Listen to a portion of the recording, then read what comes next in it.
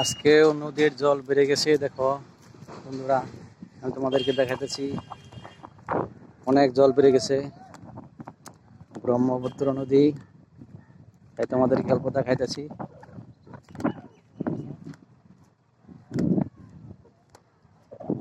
দেখো বন্ধুরা, অনেক জল কিন্তু বেড়ে গেছে, দেখতে পাচ্ছ?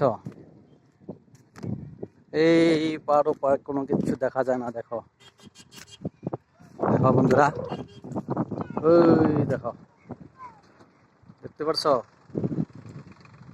এই দেখো, তোমাদেরকে জুম করে দেখা যাচ্ছে। দেখো, এখানে গাড়ি দিয়ে বালু টানাটানি করতে আছে। এই দেখো দেখো,